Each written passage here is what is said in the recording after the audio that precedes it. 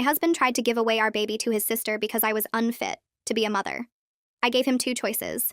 Nate and I had been trying for a baby for 3 years, 2 miscarriages, endless fertility treatments, and then finally our daughter Lily was born healthy at 38 weeks. Those first few days home were everything I dreamed about. Nate would wake up for the 3 a.m. feedings with me, we'd sit together while I nursed, and he'd tell Lily stories about how much we wanted her. His family threw us a huge welcome home party.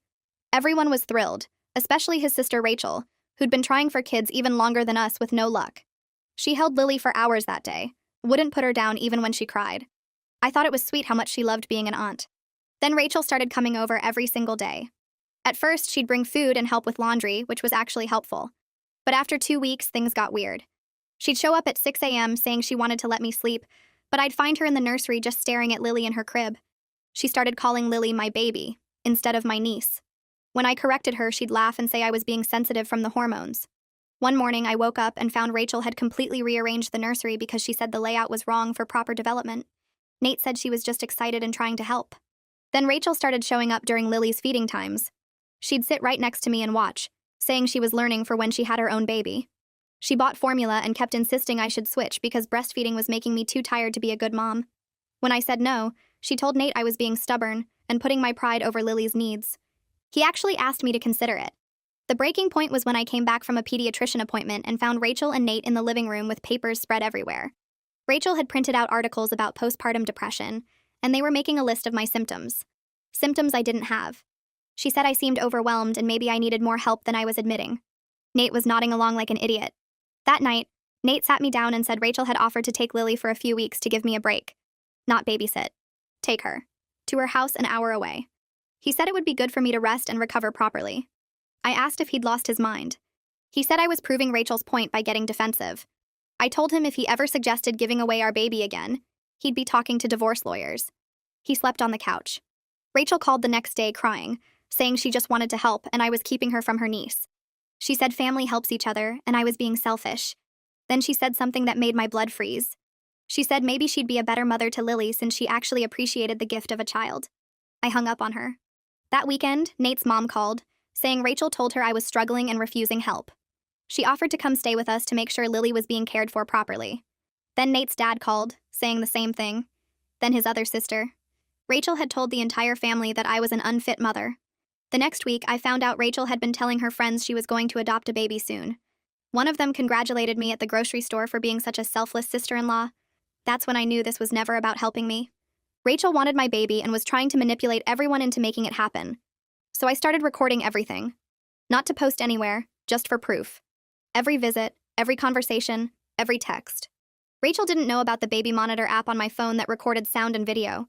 Got her saying Lily would be better off with a mother who deserved her. Got Nate agreeing that I seemed too attached to the baby. Then I invited Rachel over for coffee to clear the air. Told her I wanted to apologize and work things out. She showed up with a social worker friend she'd convinced to do a wellness check based on lies about the house being unsafe. The friend took one look at our spotless nursery, fully stocked kitchen, and happy baby, and told Rachel she needed to stop wasting people's time. I acted confused and asked what Rachel had told her. The social worker said Rachel claimed the baby was being neglected and living in filth.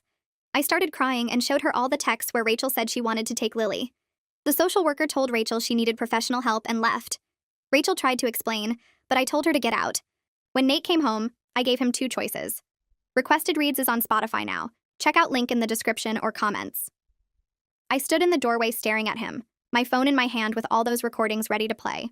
He looked up from the couch where he'd been sitting since Rachel left, his eyes red like he'd been crying, but I didn't care about his tears anymore. I walked over and stood right in front of him, keeping my voice steady even though my hands were shaking. I told him he had exactly two choices and he needed to pick one right now. He could pack his stuff and get out of our house tonight, or he could sit there and listen while I explained every single way he betrayed me and our daughter. He opened his mouth like he was going to argue, but I held up one finger and told him to choose. He sank back into the couch cushions, his face going pale, and said he'd listen. But I could already see it in his eyes. That look he got when he was getting ready to make excuses and tell me I was overreacting. I pulled out my phone and opened the baby monitor app, scrolling back through days of recordings. I hit play on the first one and turned up the volume so he couldn't pretend he didn't hear it clearly. Rachel's voice came through talking about how Lily would be better off with someone who really understood what a gift she was. Then Nate's voice agreeing that I seemed too attached, that maybe some space would be good for everyone. I watched his face while the recording played, how his eyes got wider and his mouth opened a little. He tried to interrupt, reaching for my phone, but I pulled it back and held up my hand. I told him he was going to sit there and listen to every single second of what he'd said about me. I played the next recording where Rachel said I was too tired to be a good mom, and Nate said maybe she had a point. Then the one where they talked about me being defensive and how that proved I wasn't thinking clearly. Then the one where Rachel said she'd been reading about postpartum psychosis, and Nate didn't shut her down, just asked what the symptoms were. I played recording after recording, watching him get smaller and smaller on that couch. His hands were gripping his knees and he kept shaking his head, but I didn't stop until he'd heard all of it. When the last recording finished, the house was so quiet I could hear the refrigerator humming in the kitchen. Nate put his face in his hands and started crying, his shoulders shaking. He said he never meant it that way, that Rachel was just worried about me and he thought maybe she had some good points. I felt something cold settle in my chest listening to him make excuses. I asked him straight out if he actually believed I was an unfit mother, or if he was just too weak to stand up to his sister. He looked up at me with tears running down his face and said no, he never thought I was unfit. But Rachel kept saying things that made him worry, kept pointing out how tired I looked and how I snapped at her sometimes. He said he thought maybe giving me a break for a few weeks would help me rest and feel better. I stared at him and told him that's not how being a parent works. You don't just hand your 3-week-old baby to someone else for weeks because you're tired. Every new mom is tired. And asking to take our daughter away wasn't offering help. It was trying to replace me as her mother. He started to say something, but I cut him off. I told him I was done listening to excuses, and now here were his actual 2 choices. He could go to therapy with me, real therapy with someone who specialized in family issues, and he could cut off all contact with Rachel until she got professional help herself. Or I could call a divorce lawyer tomorrow and file for sole custody of Lily. I watched those words hit him like a slap. He said I couldn't be serious, that I was upset and not thinking clearly. I laughed and it sounded harsh even to me. I told him he had until morning to decide because I was packing bags for Lily and myself right now, and we were going to my mom's house tonight. He wasn't coming with us. He could sit in this house alone and think about what he'd done, about how he'd chosen his sister over his wife and daughter. He stood up like he was going to try to stop me, but I walked past him toward the nursery. My hands were shaking as I pulled out the diaper bag and started filling it with everything Lily would need. I grabbed diapers and wipes, bottles and formula even though I was still nursing, extra clothes and blankets. Nate stood in the doorway of the nursery watching me but not saying anything. I could feel him there, but I didn't look at him. I went to our bedroom and threw clothes into my overnight bag, not even caring what I grabbed. I picked up Lily from her bassinet and she made a little noise in her sleep but didn't wake up. I held her against my chest and felt my heart pounding. I was doing this. I was actually leaving. The thought made me feel scared and strong at the same time. I carried Lily out to the living room where Nate was sitting on the couch again, staring at nothing. I told him I meant every word I said. He had until tomorrow morning to decide if he wanted to be part of this family or not. Then I called Natalia while standing right there in front of him. Natalia answered on the second ring, and I could hear music in the background like she was at a restaurant. I told her I needed her to come get me and Lily right now. She didn't ask questions, just said she'd be there in less than an hour and to have everything ready. I hung up and sat in the armchair as far from Nate as I could get, holding Lily and waiting. Nate tried to talk to me twice, but I just stared at the wall and didn't respond. When I heard Natalia's car pull up outside, I stood up and grabbed the bags. Natalia came to the door and took one look at my face, and then at Nate sitting there looking miserable. She grabbed the diaper bag and my overnight bag without saying anything to him. She hugged me tight in the doorway, careful not to squish Lily between us.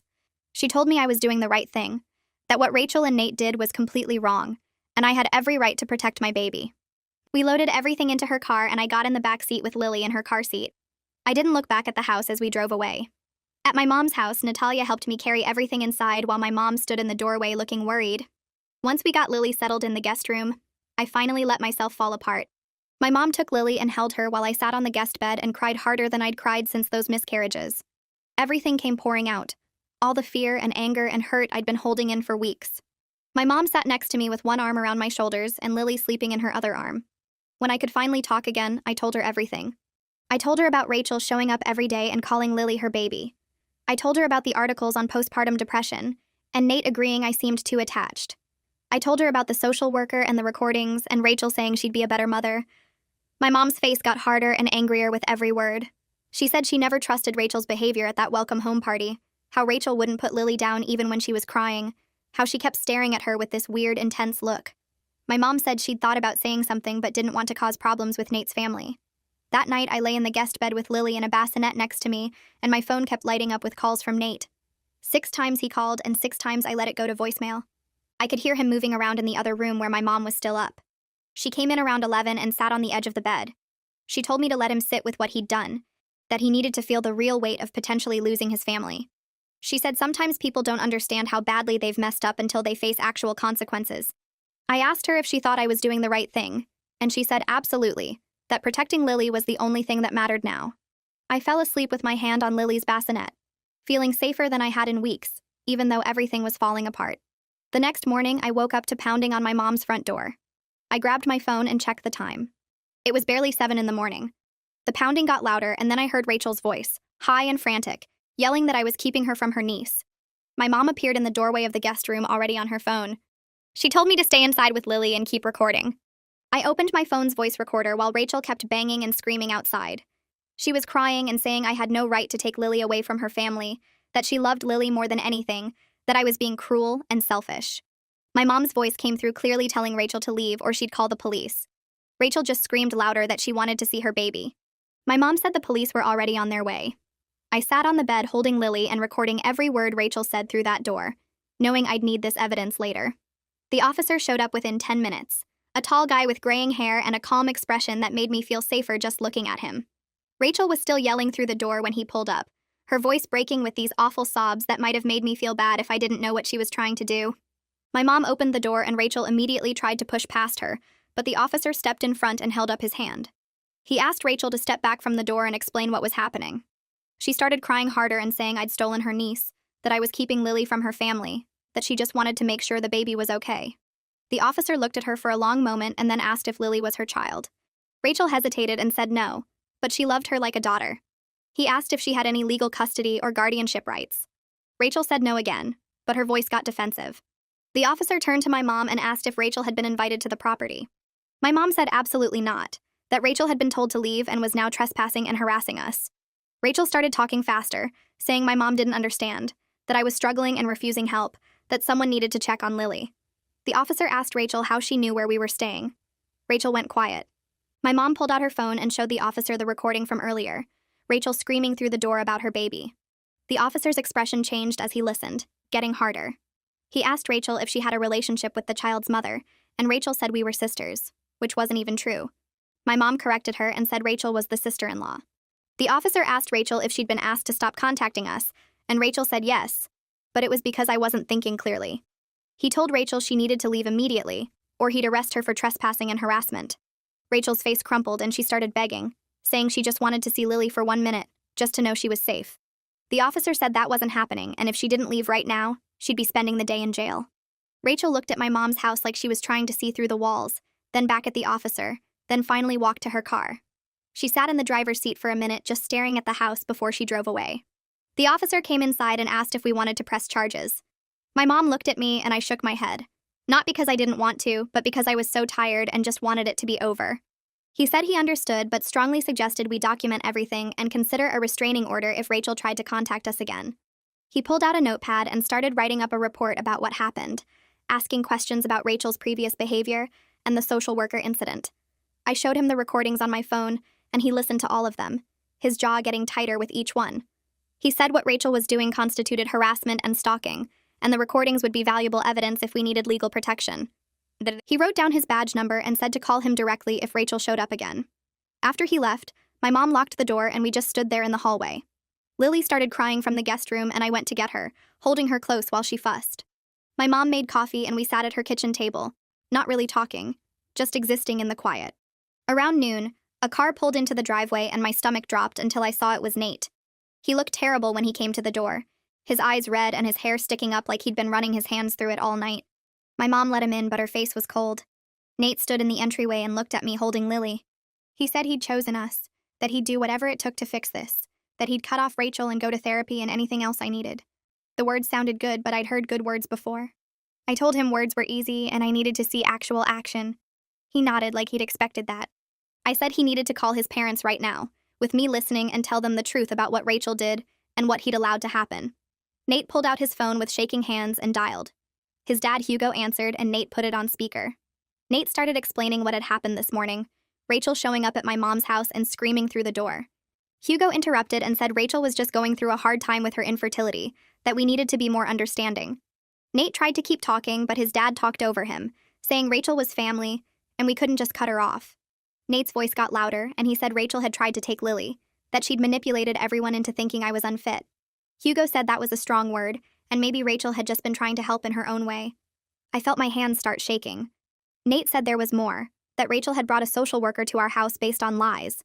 His mom, Elodie, got on the phone and her voice was already crying. She said this was tearing the family apart and couldn't we all just sit down and work it out? I took the phone from Nate. My voice came out steadier than I felt, and I told them I understood infertility pain better than anyone after my 2 miscarriages. But that didn't give Rachel the right to try to take my baby. Elodie made a sound like I'd slapped her. I kept talking and explained about the recordings, about Rachel saying she'd be a better mother, about Nate agreeing I seemed too attached to my own daughter. Hugo started saying I was taking things out of context, but I talked over him. I told them about the social worker incident, about Rachel lying and saying Lily was neglected. My voice was shaking now, but I kept going. I said I had recordings of everything, and if they didn't believe me, I'd play them. Elodie started crying harder and saying this was all wrong, that family should support each other. I told her Rachel tore this family apart when she decided she deserved my baby more than I did, and I was done being understanding while everyone enabled her behavior. I said I'd spent weeks being told I was overreacting and being too sensitive and putting my pride over Lily's needs, but I was Lily's mother and protecting her was my job. Hugo said I was being dramatic and I needed to calm down. I told him I was completely calm, and he could either accept that Rachel needed serious help, or he could join her on the list of people who weren't allowed around my daughter. Elodie asked if I was really going to keep them from their granddaughter, and I said that depended entirely on whether they could accept reality. I handed the phone back to Nate and walked away, my whole body shaking. 2 days later, Natalia called and said her husband Gregory wanted to meet with Nate and me. Gregory was a family therapist and had heard about what was happening. We met at his office, a quiet room with comfortable chairs and tissues on every surface. Gregory asked us to each explain what had happened from our perspective. I went first and told him everything, trying to keep my voice steady. When I got to the part about Nate agreeing to let Rachel take Lily, Gregory stopped me and asked Nate if that was accurate. Nate nodded and said he'd thought it would help me rest. Gregory asked him why he thought his wife needed to be separated from her 3-week-old baby to rest. Nate didn't have a good answer. Gregory spent the next hour helping Nate understand how deeply he'd betrayed my trust by even entertaining Rachel's ideas. He asked Nate if he would have suggested giving Lily to anyone else for weeks, and Nate said no. Gregory asked why Rachel was different, and Nate said because she was family. Gregory explained that Nate's family had a pattern of protecting Rachel from consequences because of her infertility struggles, which taught her that manipulation works. Nate looked uncomfortable but didn't deny it. Gregory said enabling someone's harmful behavior wasn't love. It was avoiding the discomfort of holding them accountable. He asked Nate what he was more afraid of, his wife leaving him or his family being upset with him. Nate took a long time to answer. Later that week, I met with Christina Watkins, a family law attorney Natalia had recommended. Christina's office was downtown, all dark wood and leather chairs that probably cost more than my car. She reviewed all my documentation, listening to the recordings and reading through the texts. When she finished, she looked at me and said I had a strong case for a restraining order against Rachel. She said I could also pursue custody arrangements that limited Nate's family's access to Lily if I felt they posed a risk. I asked what that would mean for my marriage, and Christina said honestly, that depended on whether Nate was willing to prioritize his daughter's safety over his family's feelings. She said a lot of marriages didn't survive this kind of betrayal, but some did if both people were willing to do the hard work. I sat in her office and thought about those first days with Lily, before Rachel had poisoned everything, and wondered if we could ever get back to that. To Christina's office, I asked what came next. She explained that restraining orders typically required proof of immediate threat or repeated harassment, and while I had documentation of Rachel's behavior, a judge might want to see a pattern of continued contact attempts after being told to stop. She suggested sending Rachel a formal cease and desist letter first, which would establish clear boundaries and create documentation if Rachel violated them. I agreed, and Christina drafted the letter right there, spelling out exactly what Rachel was prohibited from doing. No contact with me, Lily, or our home.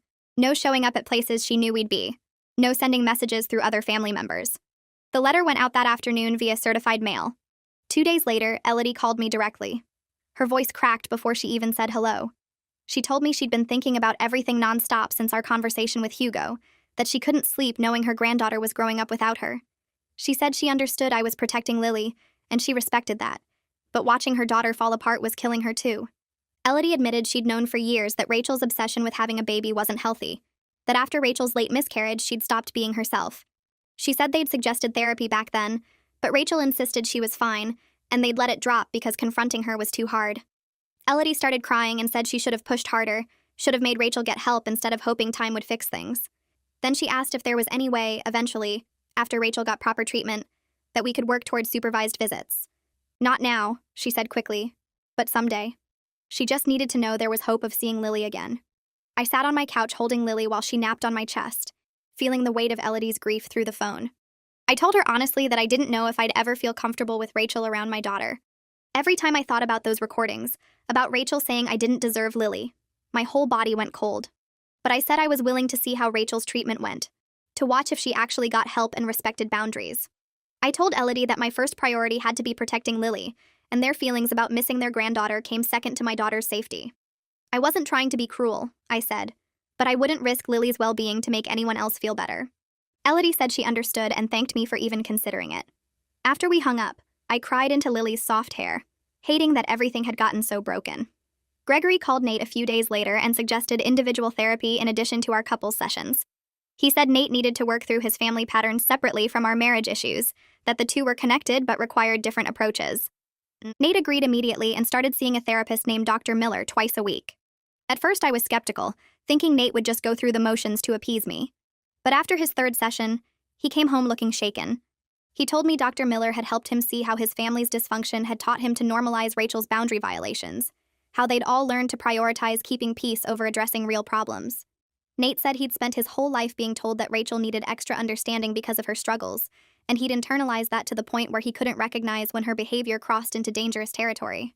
He said understanding that didn't excuse what he'd done, but it helped him see why he'd failed to protect us. Watching him actually do the work instead of just promising to change made something tight in my chest loosen slightly. I started therapy too, with a woman named Paloma Zamora who specialized in postpartum issues and family trauma. Natalia had recommended her after hearing me talk about how hard it was to separate normal new mom stress from the chaos Rachel had created. Paloma's office felt safe, all soft lighting and comfortable chairs, and she let me cry through our entire first session without trying to fix anything. She helped me understand that what I was experiencing wasn't postpartum depression like Rachel had tried to claim, but a completely normal response to betrayal and threat. She said my protective instincts toward Lily were healthy, not paranoid, and that I was right to trust my gut about Rachel's intentions. Paloma also helped me process the grief of losing the family experience I'd imagined, the big gatherings and close relationships that would never happen now. She validated my anger at Nate while also helping me see that people could genuinely change if they did the hard work. Our sessions became a space where I could say all the ugly, scared, furious thoughts I couldn't say anywhere else. 3 weeks after I'd given Nate his ultimatum, I started noticing real changes in his behavior. He didn't wait for me to ask him to handle things with his family anymore. When his dad called asking about Thanksgiving plans, Nate shut it down immediately and said we weren't ready for family gatherings yet. When Rachel tried to send a gift for Lily through their other sister, Nate intercepted it and sent it back with a note saying all contact needed to stop. He attended every therapy session, both individual and couples, without complaint or excuses. He got up for night feedings without me asking and took over more of the household tasks so I could rest. Small things, but consistent. The hypervigilance I'd been carrying started to ease just slightly, though I still checked the locks twice before bed and kept my phone close in case Rachel showed up again. Then Christina called with an unexpected message. Rachel's therapist had reached out through her, requesting a mediated conversation where Rachel could apologize and take accountability for her behavior. The therapist said Rachel had been working hard in treatment and understood she'd caused serious harm. She thought a mediated session might provide closure for everyone if it was done in a controlled setting with clear boundaries. I felt sick at the thought of seeing Rachel again, of hearing whatever explanation she'd come up with for trying to steal my baby. But when I talked to Gregory about it, he said it might actually help. He explained that Rachel taking real accountability, not just offering empty apologies, could give me a sense of completion. He said the session would happen at Christina's office with both our attorneys present plus Rachel's therapist, so I'd be completely protected. I agreed reluctantly, mostly because I wanted to look Rachel in the face and tell her exactly what she'd done to our family. The mediated session happened on a cold Tuesday morning at Christina's downtown office. Rachel walked in looking terrible, like she'd aged years in the month since I'd last seen her. Her face was pale and thin, her eyes red and swollen. She sat across from me at the big conference table with her therapist next to her, while Nate sat beside me and our attorneys flanked us on either side. Rachel started crying before anyone said anything, her whole body shaking with sobs. Her therapist had to prompt her twice to begin. When Rachel finally spoke, her voice came out broken and small. She said she'd spent the last month in intensive therapy trying to understand what she'd done and why. She cried through most of her apology, stopping to wipe her face and catch her breath. Rachel admitted she'd convinced herself that I didn't deserve Lily after everything she'd been through trying to have a baby. She said watching me get pregnant and have a healthy delivery when she'd lost her baby had broken something in her mind. She'd started believing that the universe had made a mistake, that Lily should have been hers. Her therapist had helped her understand this was her grief and trauma talking, not reality. Rachel said she knew now that she'd tried to manipulate everyone into giving her my baby, that she'd lied about me being unfit and tried to turn the family against me. She said there was no excuse for what she'd done, that she'd been so consumed by her own pain, she'd stopped seeing me as a real person with real feelings. I sat there listening to Rachel fall apart across from me, feeling a complicated mix of anger and pity. When she finished, I took a breath and told her I was sorry for her pain. I meant it. I knew what infertility felt like, what loss felt like. But then I told her she tried to steal my baby and that wasn't something I could just forgive because she was hurting. I said I understood she was sick and needed help, but understanding didn't erase what she'd put me through. I agreed to consider supervised contact in the distant future if she stayed in treatment and respected boundaries, but I made no promises. I told her Lily was my daughter, not hers, and that would never change no matter how much therapy she did. Rachel nodded and said she accepted that. Christina slid a document across the table, an agreement she'd drafted with Rachel's attorney. No contact with me or Lily for at least 6 months. Continued therapy with documentation provided to Christina monthly. Any future contact only through supervised channels with my explicit permission. Rachel signed it without arguing, her hand shaking as she wrote her name. Then she looked at me one more time and whispered that she was sorry, that she hoped someday I could forgive her even though she didn't deserve it. I didn't respond. I just watched her leave with her therapist, feeling exhausted and empty and relieved all at once. Nate wrapped his arms around me outside Christina's office building while I shook against his chest. The tears came hard and fast, all the anger and sadness I'd been holding back during the meeting finally breaking through. I wasn't crying about Rachel anymore, not really. I was crying for Hugo and Elodie, who I'd actually liked before all this started, who I'd imagined being involved grandparents at birthday parties and holidays. I was crying for those first perfect days after Lily was born, when everything felt magical and new, before Rachel's obsession poisoned everything. I was crying because my daughter would grow up never knowing her aunt, would hear stories someday about why half the family couldn't come to her events. Nate just held me tighter and let me sob, not trying to fix anything or make it better with words. When I finally stopped crying, my face felt swollen and my head hurt. We sat in his car for another 20 minutes before I felt ready to drive home. The pediatrician's office was bright and cheerful with cartoon animals painted on the walls. Lily was 8 weeks old now, chubby and healthy, smiling at anyone who looked at her. The doctor measured and weighed her, checked her reflexes and development, asked me questions about feeding and sleeping. Everything was perfect. Lily was hitting all her milestones right on schedule, gaining weight beautifully, showing no signs of stress or neglect. The doctor typed notes into her computer while I dressed Lily, commenting that I was doing an excellent job as a first-time mom. I asked if she could note that in Lily's records, explaining briefly about the family situation. She looked at me with understanding and said she'd document that Lily showed clear signs of excellent care and bonding with her mother, that there were zero concerns about the home environment or parenting quality. I texted Christina a photo of the visit summary before we even left the parking lot. One more piece of evidence that I was exactly the mother Lily needed. Hugo called 2 days later asking if they could visit Lily. His voice was careful, almost formal, so different from the warm father figure who'd welcomed me into the family 3 years ago. I told him they could come to our house on Saturday afternoon for 2 hours. No surprise visits, no showing up early, and they had to leave immediately if we asked. Most importantly, no mentioning Rachel or trying to convince us to give her another chance.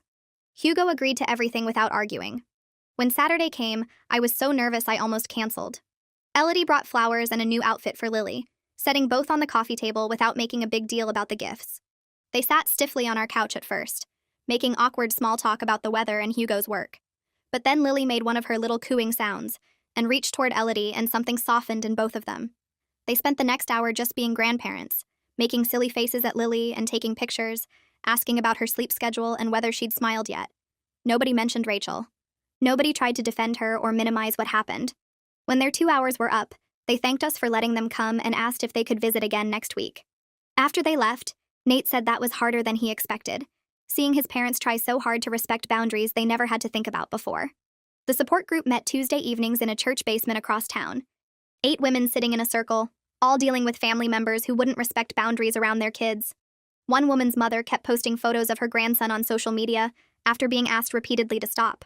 Another woman's sister showed up at her daughter's school claiming to be picking her up. A third was dealing with in-laws who gave her toddler foods he was allergic to because they didn't believe the allergy was real. Listening to their stories made my situation feel less weird and isolating. These weren't bad people or crazy people, just mothers protecting their children from family members who thought their wants mattered more than clearly stated boundaries. The group leader taught us phrases for holding firm without getting pulled into arguments. She reminded us that feeling guilty didn't mean we were doing anything wrong, that people who violate boundaries often use guilt as a weapon.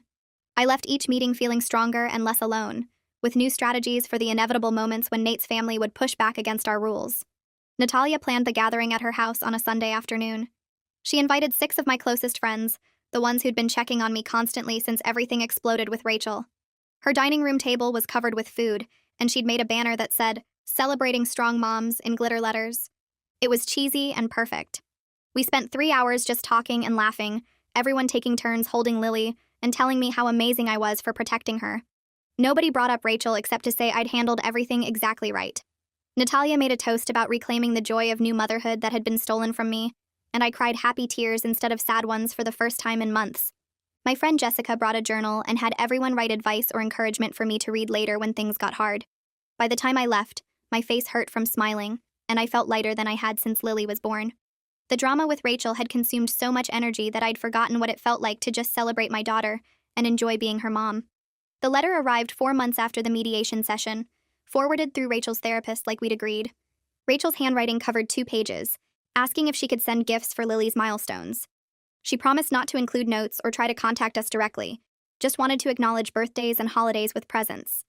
The letter was careful and respectful, acknowledging that gifts didn't equal a relationship and that she understood we might say no. I brought it to my next therapy session with Paloma. We talked through the possible outcomes, what boundaries I'd need if I said yes, how I'd feel if Rachel violated the agreement. Paloma reminded me that I could always change my mind later if it became a problem. After thinking about it for a week, I decided to allow it. Rachel could send gifts through her therapist, who would forward them to us after checking that they were appropriate. No cards, no notes, no attempts to use the gifts as a way back into our lives. I told Christina my decision, and she updated the agreement, making sure Rachel understood that any violation would end the privilege immediately. The park was busy that Tuesday morning, full of moms with strollers and toddlers on the playground equipment. I'd brought Lily to meet Natalia and her kids for a play date. We were sitting on a bench watching Natalia's son on the swings when my friend Maria walked over with a weird expression on her face. She leaned down and quietly told me she'd just seen Rachel sitting in a car across the street, watching us. My stomach dropped. I looked where Maria was pointing and saw Rachel's gray sedan parked along the curb, Rachel visible in the driver's seat. She wasn't approaching or trying to talk to us, just sitting there watching. Maria said she'd been there at least 15 minutes before she noticed her. I grabbed Lily from her stroller and told Natalia we had to go. My hands were shaking, so badly I could barely buckle Lily into her car seat. Rachel had somehow known we'd be at this specific park at this specific time, which meant she was either following us or had access to information about our schedule. Either way, she'd completely violated the agreement we'd made just weeks ago. The gifts, the respectful letter, all of it had been meaningless.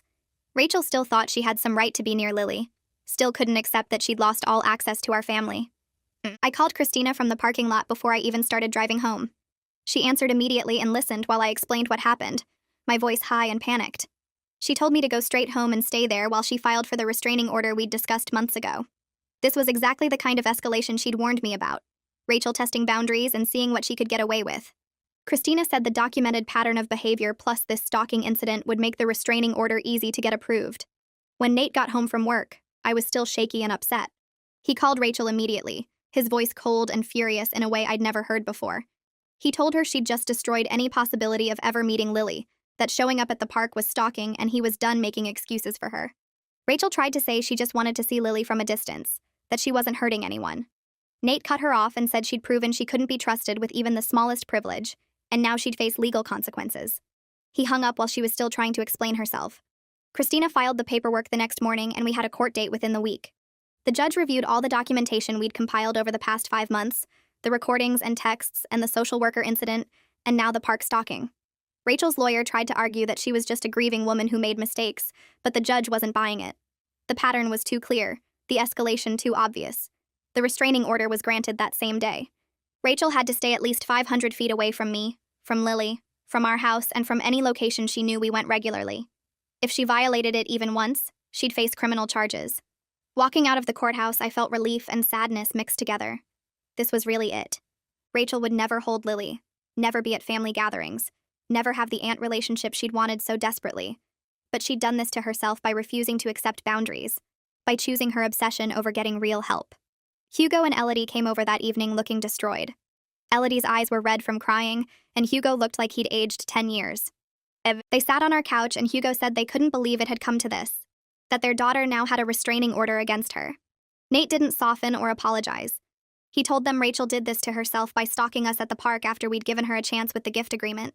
She'd proven she couldn't follow even the most basic rules, and now she'd lost everything. Hugo started to say something about Rachel being sick and needing compassion, but Nate stopped him. He said they'd been making excuses for Rachel his whole life, protecting her from consequences because they felt guilty about her infertility, and that's exactly why she thought she could get away with trying to take our baby. If they'd gotten her real help years ago instead of enabling her, maybe none of this would have happened. Elodie cried harder, but Hugo went quiet, and after a long moment, he admitted Nate was right. They should have insisted Rachel get therapy after her miscarriage instead of just letting her obsess over having a baby. They should have seen the warning signs when she fixated on other people's children. They'd failed Rachel by protecting her from reality, and now everyone was paying the price. I told Nate's parents they'd been making excuses for Rachel their whole lives, and it finally caught up to everyone. Elodie wiped her eyes and said they knew I was right, that they'd see a therapist themselves to work through their guilt about Rachel's situation. Hugo asked if we could all move forward now that Rachel had legal consequences and was getting treatment. I said maybe, but it would take time, and they needed to respect that I'd never fully trust them after they believed Rachel's lies so easily. 5 months had passed since that day I gave Nate his 2 choices. We were in a better place now, functioning like a real team again, but something fundamental had shifted between us. I trusted him more than I did during the worst of it, when I'd wondered if he'd actually try to take Lily from me. He'd proven himself through hundreds of small actions, showing up for therapy every week, changing his work schedule to be home more, standing up to his family without me asking. But there was a scar there that we both felt. Some nights I'd wake up and watch him sleeping, remembering how he'd nodded along while Rachel listed my supposed symptoms of depression. The memory would hit me like ice water, and I'd have to remind myself that he'd chosen us, that he was different now. Nate knew about these moments. I'd told him in therapy that sometimes I still saw him sitting on that couch with Rachel's printed articles spread between them. He'd cried and said he understood, that he'd spend the rest of his life proving he'd never betray me like that again. Gregory helped us figure out what our marriage looked like now. We had a session where he asked us to describe our relationship, and Nate said he felt like he was on probation, always waiting for me to decide he hadn't done enough.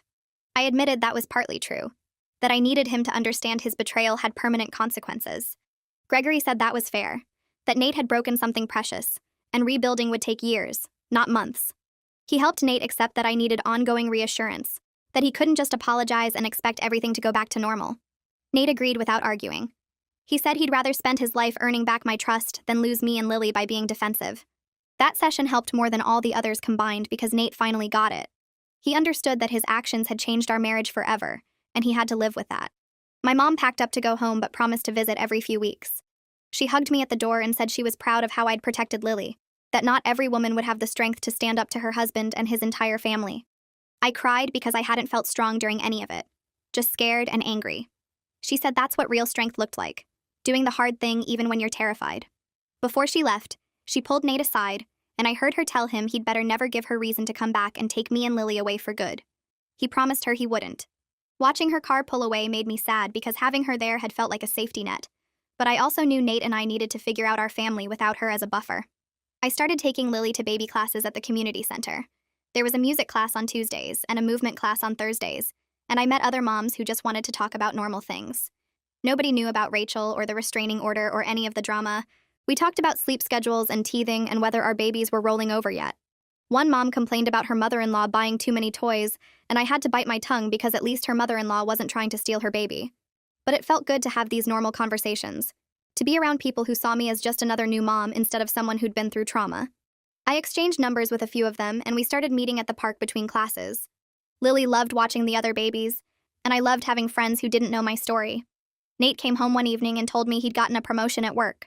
More money, better hours, and the option to take some time off. We sat at the kitchen table after Lily went to sleep, and he said he wanted to take the paternity leave he'd skipped when she was born. He'd only taken a week off initially, and then everything with Rachel had exploded, so he'd missed out on that early bonding time. He wanted to take 2 weeks now to just be with Lily, to have the experience that got stolen from us by the crisis. I felt my throat get tight, because this was exactly the kind of thing the old Nate wouldn't have thought of. He would have taken the promotion and kept working, not understanding what he'd missed. But this Nate, the one who'd been humbled and changed by almost losing everything, he got it. He understood what Rachel and his own weakness had taken from our family. I told him yes, that I thought it would be good for both of them. Rachel's therapist called Nate's phone and asked if she could speak to both of us. We put her on speaker, and she said Rachel was moving to another state for intensive treatment at a facility that specialized in infertility trauma and obsessive disorders. Rachel wanted us to know she was leaving, that we wouldn't have to worry about running into her anywhere. The therapist said Rachel had accepted she would never have a relationship with Lily and was trying to build a life that didn't revolve around babies she couldn't have. Part of me felt relief wash over me because Rachel being far away meant one less thing to worry about. Part of me felt sad that it had come to this, that Rachel's pain had twisted into something so dangerous she had to leave her entire life behind. But mostly I felt glad she'd be hundreds of miles away instead of one town over. After we hung up, Nate asked how I felt about it. I said I hoped the treatment helped her, but I was mostly just grateful Lily would be safer. Nate's parents called a few days later asking if they could have regular grandparent time now that Rachel was moving away. They said they understood they'd messed up by believing her lies, but they wanted to be part of Lily's life going forward. Nate looked at me, and I thought about it for a long minute. They'd hurt me by taking Rachel's side so easily, by calling to check if I was taking care of my own baby properly. But they'd also apologized, admitted they were wrong, and started therapy to deal with their guilt over Rachel. I told them they could visit every Sunday afternoon at our house.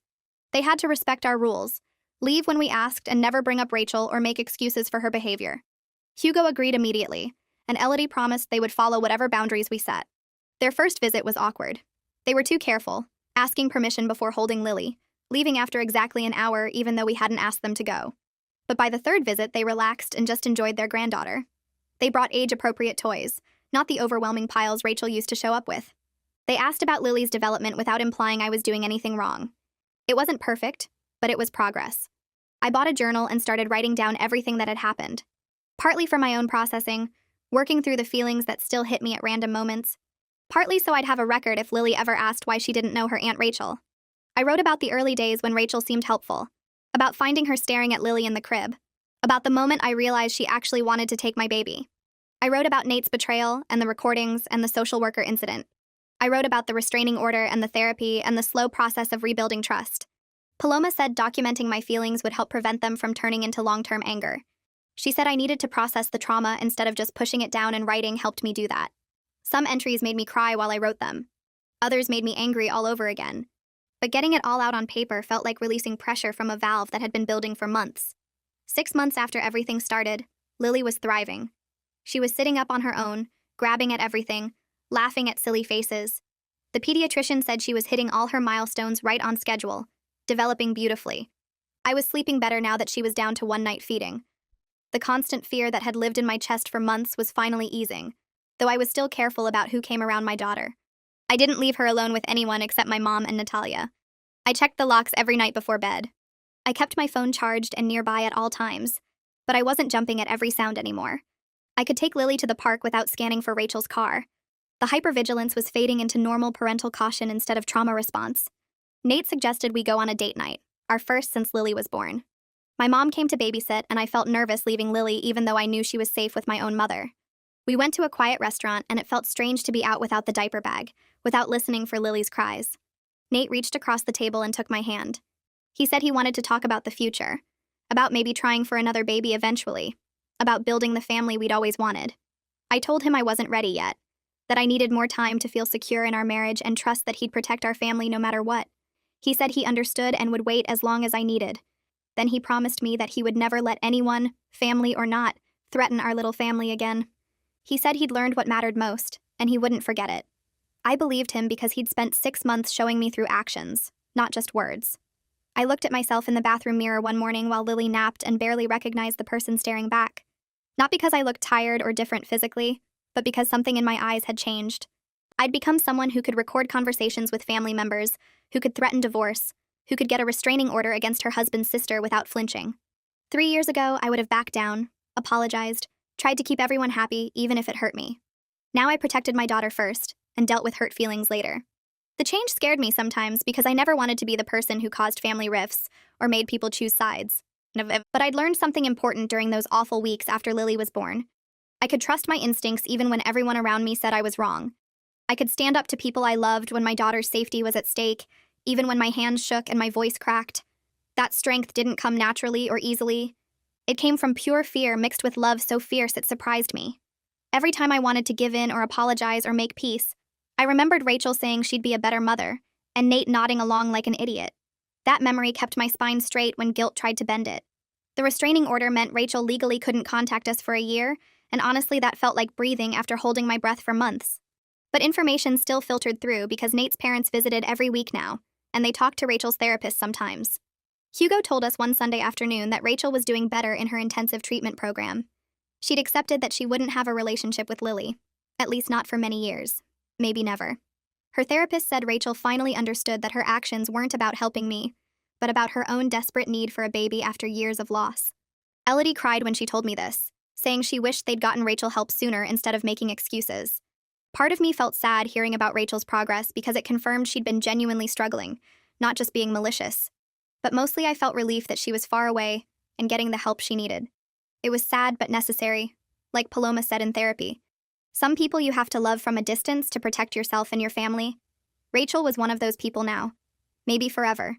Nate's relationship with his parents slowly improved over the following months as they all worked on their family patterns with Gregory's guidance.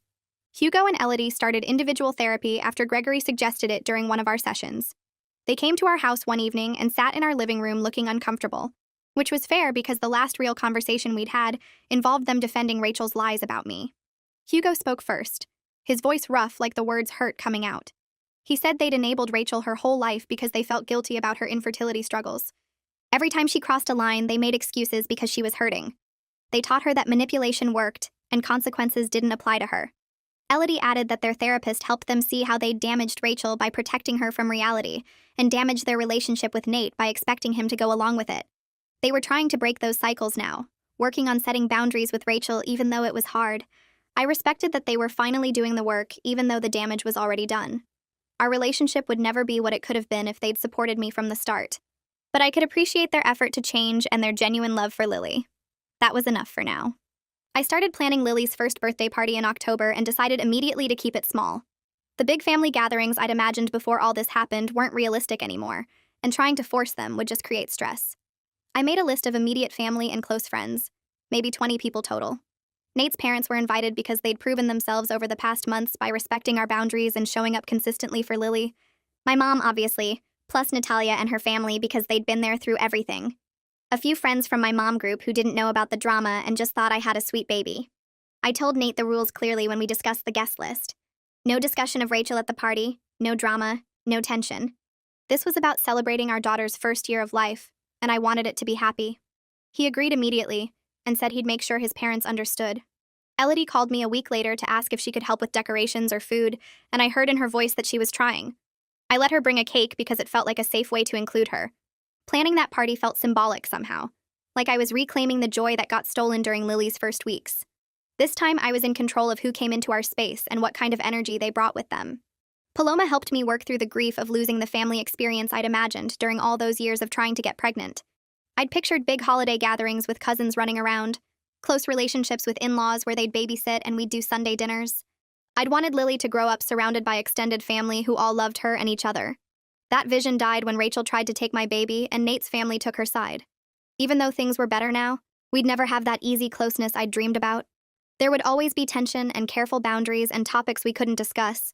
Paloma said grief for the family you wanted is real grief that needs processing, same as any other loss. She had me write down what I was mourning, then write down what I actually had now. The list of what I had was shorter but more solid. Nate's parents who showed up every week and respected our rules. My mom who dropped everything to support me. Natalia's family who treated Lily like their own. A small circle but a safe one. Paloma said I needed to accept the family we had instead of mourning what we didn't. That was harder than it sounded because letting go of dreams hurts even when you know they weren't realistic.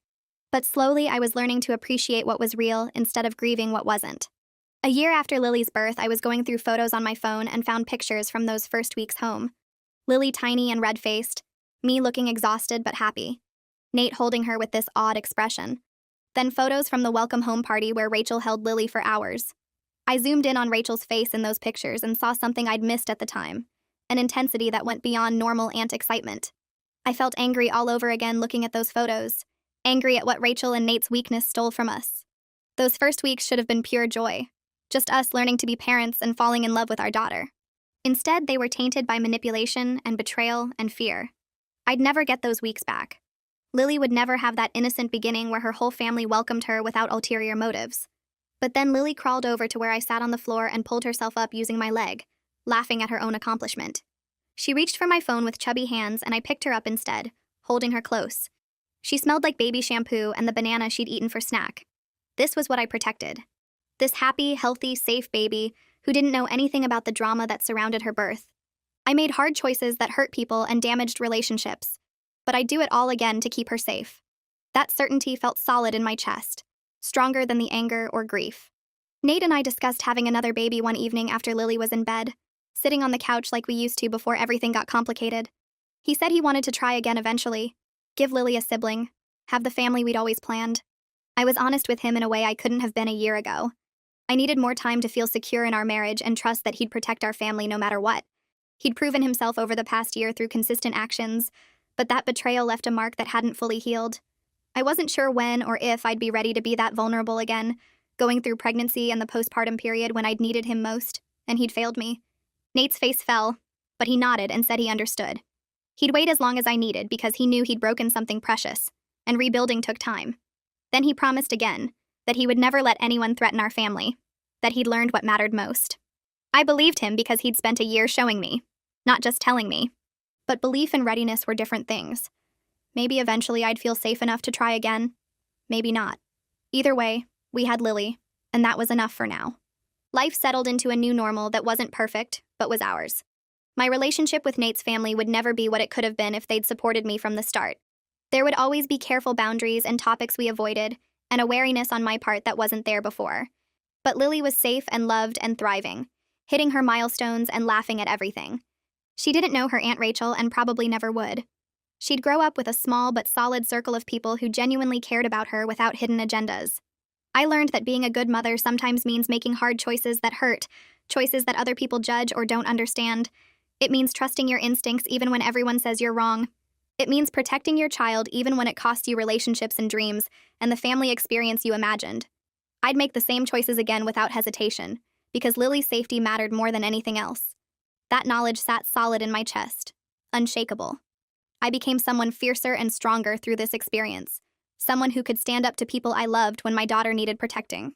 That person looked back at me from the mirror now, and I was proud of her, even though the journey to become her hurt like hell.